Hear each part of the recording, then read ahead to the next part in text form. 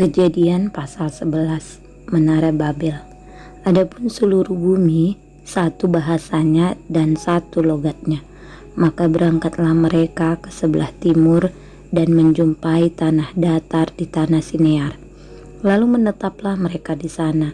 Mereka berkata seorang kepada yang lain, "Marilah kita membuat batu bata dan membakarnya baik-baik." Lalu bata itulah dipakai mereka sebagai batu dan gala-gala sebagai tanah liat. Juga kata mereka, "Marilah kita dirikan bagi kita sebuah kota dengan sebuah menara yang puncaknya sampai ke langit. Dan marilah kita cari nama, supaya kita jangan terserak ke seluruh bumi."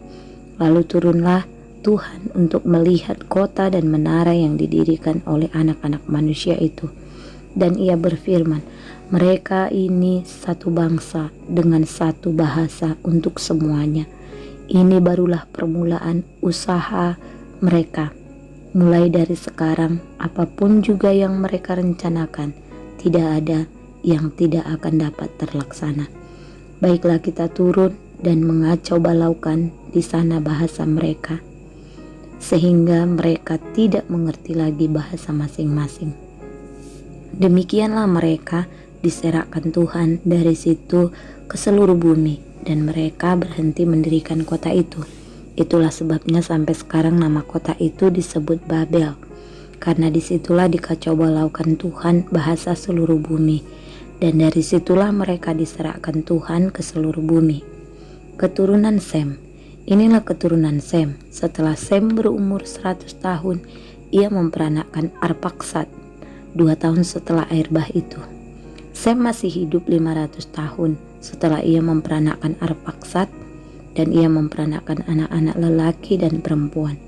Setelah Arpaksad hidup 35 tahun, ia memperanakkan Selah. Arpaksad masih hidup 403 tahun setelah ia memperanakkan Selah, dan ia memperanakkan anak-anak lelaki dan perempuan. Setelah Selah hidup 30 tahun, ia memperanakkan Eber. Selah masih hidup 403 tahun setelah ia memperanakkan Eber, dan ia memperanakkan anak-anak lelaki dan perempuan. Setelah Eber hidup 34 tahun, ia memperanakkan Peleg. Eber masih hidup 430 tahun setelah ia memperanakkan Peleg, dan ia memperanakkan anak-anak lelaki dan perempuan. Setelah Peleg hidup 30 tahun, ia memperanakkan Rehu. Peleg masih hidup 209 tahun setelah ia memperanakkan Rehu, dan ia memperanakkan anak-anak lelaki dan perempuan.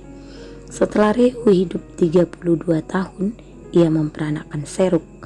Rehu masih hidup 207 tahun setelah ia memperanakkan Serug, dan ia memperanakkan anak-anak lelaki dan perempuan. Setelah Serug hidup 30 tahun, ia memperanakkan Nahor. Serug masih hidup 200 tahun setelah ia memperanakkan Nahor, dan ia memperanakkan anak-anak lelaki dan perempuan. Setelah Nahor hidup 29 tahun, ia memperanakkan Terah. Nahor masih hidup 119 tahun setelah ia memperanakkan Terah, dan ia memperanakkan anak-anak lelaki dan perempuan. Setelah Terah hidup 70 tahun, ia memperanakkan Abram, Nahor, dan Haran. Daftar keturunan Terah. Inilah keturunan Terah. Terah memperanakkan Abram, Nahor, dan Haran memperanakkan Lot. Ketika Terah ayahnya masih hidup, matilah Haran di negeri kelahirannya di Ur-Kasdim. Abram dan Nahor kedua-duanya kawin. Nama istri Abram ialah Sarai, dan nama istri Nahor ialah Milka. Anak Haran ayah Milka dan Yiska. Sarai itu mandul, tidak mempunyai anak. Lalu Terah membawa Abram anaknya serta cucunya Lot, yaitu anak Haran, dan Sarai menantunya, istri Abram, anaknya. Ia berangkat bersama-sama dengan mereka dari Ur-Kasdim untuk pergi ke tanah Kanaan.